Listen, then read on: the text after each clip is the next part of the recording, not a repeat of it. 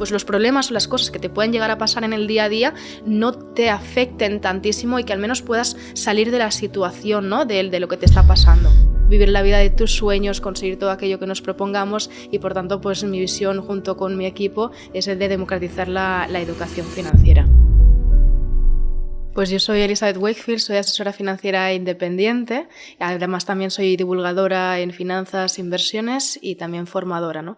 Yo considero que el dinero es un medio para conseguir todos nuestros objetivos. El dinero forma parte de nuestras vidas, así como el amor y la salud, y no tiene que ser ese problema que muchas veces tenemos, esa falta de educación financiera en España y que por esos motivos pues hay mucha inestabilidad, intranquilidad, etcétera, sino que tiene que ser pues esa herramienta que nos pueda llegar a permitir vivir la vida de tus sueños, conseguir todo aquello que nos propongamos y por tanto pues mi visión junto con mi equipo es el de democratizar la educación financiera.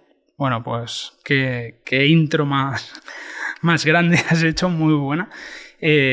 Cuéntanos un poco dónde creciste, de dónde eres, un poco para poner en contexto a la audiencia, pues bueno, que te conozcan un poco. Genial, yo soy de Barcelona y aunque no lo parezca, mi apellido es real. Bueno, mucha gente me lo pregunta, ¿es un apellido de postín? ¿Es un apellido de inventado, así como de marca personal? No, yo soy Elizabeth Wakefield Balaguer, o sea, es como un mix entre inglés y catalán, exacto, básicamente porque, bueno, mi padre es inglés, pero vino aquí cuando tenía 2 meses, debido a pues, temas de laborales con mi familia y demás, y entonces pues ya aquí desarrollamos, bueno, aquí me refiero en Barcelona, ¿no? Desarrollamos ya pues todo lo que es la familia y demás. Entonces, sí que pasa que es que en mi familia proviene de la India, en realidad. Entonces, es como mucho más extenso, ¿no? En este sentido, mi tatarabuelo era inglés y se fue a desarrollar el ferrocarril a la India en los años pues 1870, 80, etcétera, y allí entonces ya pues se estipuló y ya pues al final pues ya crearon familia y debido a la revolución Gandhi, entonces ya pues ahí lo perdieron absolutamente todo y entonces tuvieron que volver a la madre patria de Inglaterra, ¿no? Entonces, claro, yo vengo de un linaje familiar donde hubo muchísima abundancia financiera por parte de padre, en el sentido de esto de que tenían incluso mayordomos, vivían en una mansión, tenían cocinero particular, etcétera, etcétera, y debido a esto, ¿no? Lo que pasó a nivel social, entonces se perdió absolutamente todo. Luego, por parte de mi madre, mi abuelo tenía pues una fábrica de perfumes en donde pues en la posguerra y demás encontró unas fórmulas y tal para poder pues generar este tipo de perfumes, fragancias y tal. Empezó a desarrollarlo en una terraza de su piso del barrio de Gracia, donde además yo también me he crecido allí, y entonces ya poco a poco fue creciendo y tal hasta llegar a un punto donde tenía incluso una fábrica, ¿no? Pero luego al final la familia no continuó, entonces se perdió y ya entonces pues ya vino todo lo que es la normalidad en donde mis padres pues han sido, pues mi madre ha sido administrativa y mi padre ha sido contable de toda la vida. Hemos estado criándonos yo me he estado criando cerca del Parque Güell, que es el parque pues muy importante en Barcelona, lleno de turistas, etcétera, y allí ha sido pues toda mi infancia en un colegio normal y corriente, después pues la ESO, el bachillerato y demás, hasta llegar a este punto donde ahora pues me dedico a esto, ¿no? A democratizar la educación financiera y me encanta, me apasiona. Pues justamente hablando de educación, te formaste en una escuela en la educación tradicional, ¿seguiste los pasos de universidad? O cuéntanos un poco ¿Cómo fueron tus pasos? Sí, a mí realmente me vendieron mucho la idea de tienes que estudiar, tienes que sacar buenas notas, entonces vas a encontrar un trabajo muy bien pagado y entonces vas a poder pues vivir tranquilamente, ¿no? Y eso realmente yo me lo creí, es una creencia que creo que está como muy estipulada, que no estoy diciendo que la gente no estudie, exacto, porque es importante y depende del tipo de profesión, pues es normal que tengas que ir a la universidad, tipo pues abogacía, tipo médicos, etcétera, pero creo que hoy lo que me he dado cuenta y también lo que he aprendido a lo largo del tiempo y del paso de los años es que es importante que desarrolles habilidades personales. Cuando tú no tienes habilidades como negociación, comunicación, etcétera, o algo que realmente te nazca de dentro, ¿no? La habilidad como puede ser, por ejemplo, pues música o cualquier cosa que puedes explotar,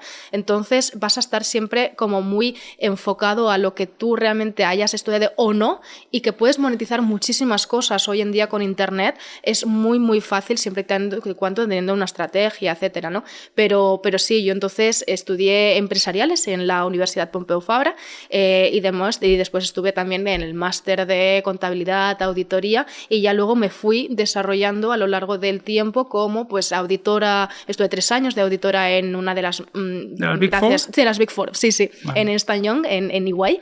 Y allí estuve pues 2 años en Barcelona y el último año estuve en Francia, en Lyon. Y allí pues me di cuenta poco a poco como que trabajaba muchas horas, que sigo haciéndola hoy en día, pero lo hago desde la pasión y desde el amor. Pero en esos momentos como que no me acababa de gustar lo que estaba haciendo, no veía que con mi trabajo y mi esfuerzo y mi dedicación pudiera aportar valor a las personas y que viese entonces una transformación total hacia lo que yo realmente podía hacer, ¿no? Y entonces allí en Lyon también fue muy complicado toda la parte administrativa y demás, entonces ya volví y estuve como controller financiera en 2 multinacionales y ya luego ya empecé como asesora. Pero entiendo que en Lyon estabas como en Ernst & Young, sí, trabajando. Exacto. Pues es un perfil que ya lo he escuchado a muchas personas que han trabajado en las Big Four, que las Big Four son pues, las 4 grandes consultoras a nivel mundial, porque son a nivel mundial. Lo digo por la audiencia, o sea, aclarándolo por la audiencia. Y veo mucho que muchos trabajadores de estas Big Four, o sea, acaban muy quemados. O sea, es algo porque se echan. Lo de las 8 horas yo creo que no existe. No. O sea, tienen sus propias leyes, o sea, no sé, porque luego ves aquí en España pues lo típico de las 8 horas, las 40 horas semanales y tal, y ahí se duplican jornadas sí.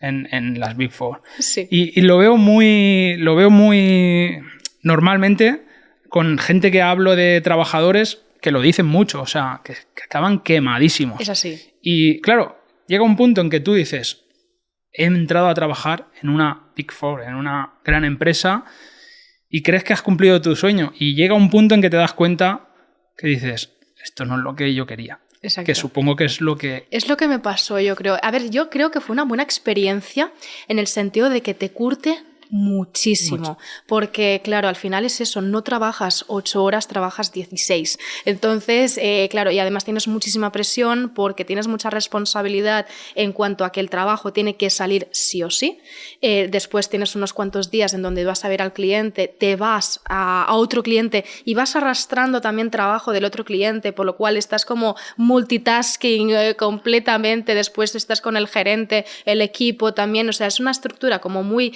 en forma de pirámide en donde cada año vas creciendo y vas aumentando de posición como si fuera en el cole, lo mismo, y entonces llega un momento que después de 2 años ya te hacen jefe de equipo, que es lo que me pasó en Lyon, en Francia, con pues un idioma diferente, siendo jefe de equipo, teniendo pues nuevas experiencias allí en Francia y tal, y entonces claro, tienes como mucha responsabilidad en muy poco tiempo, te desarrollas muy rápido y aprendes sí o sí a sacar las cosas, es como que el gerente no está ahí para ti, para ayudarte en lo que sea, no, te tienes que apoyar en papeles de trabajo del los años anteriores, que si clientes que quizás pues te pueden ayudar también a entender un poco las cosas, que si compañeros de otras experiencias que hayas tenido, es decir, sacas el trabajo porque lo tienes que sacar. Búscate la vida. Búscate la vida, sí, literal, ¿no? Totalmente. Entonces ahí, claro, te curte mucho para luego desarrollar cualquier cosa, luego ya emprender ya te parece un camino de flores, no es broma, pero sí. Es verdad que al final te tienes que buscar las castañas como puedes.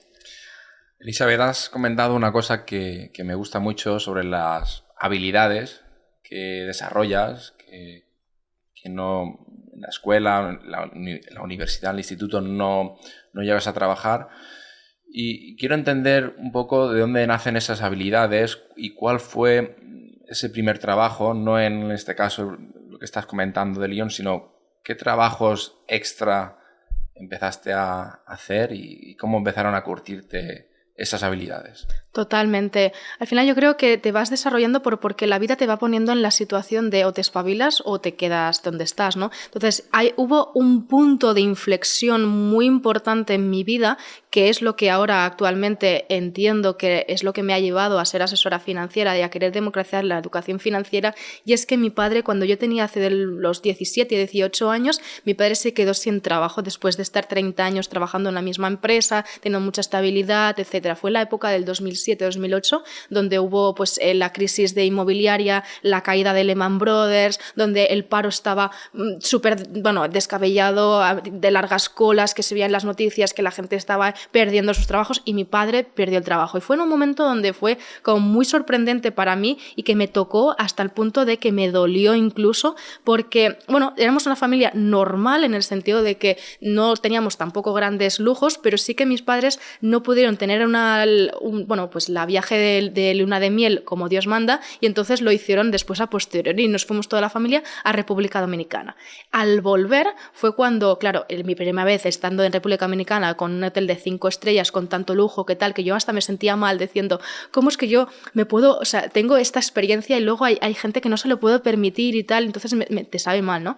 Y al volver fue cuando ya mis padres me dieron la noticia que mi padre se había quedado sin trabajo porque la empresa había cerrado y fue como un momento de me cogió todo la ansiedad de decir ¿y ahora qué? ¿Y ahora qué? ¿No? Y entonces fue como 7 años luego posteriores de inestabilidad, de estrés, de intranquilidad, de estar escuchando constantemente en casa no nos lo podemos permitir, es demasiado caro, no nos va bien, no podemos hacer nada, no podemos tampoco comprar salmón, que me encanta porque es carísimo, tenemos que comprar todo marca blanca. Yo qué sé, me acuerdo, por ejemplo, una anécdota que yo le pedí a mi madre que me comprase una libreta que me gustaba mucho de estas para ir al cole, que se llama de Miguel Ríos o no sé qué, o de Agatha Ruiz de la Prada, el típico, y que eran de colorines, y me compró al final una libreta de los chinos, que el papel se transparentaba con la tinta y me enfadé y empecé a llorar, pero fue como esa tensión acumulada de tantos años de tanta inestabilidad que al final me sentía como súper impotente, ¿no?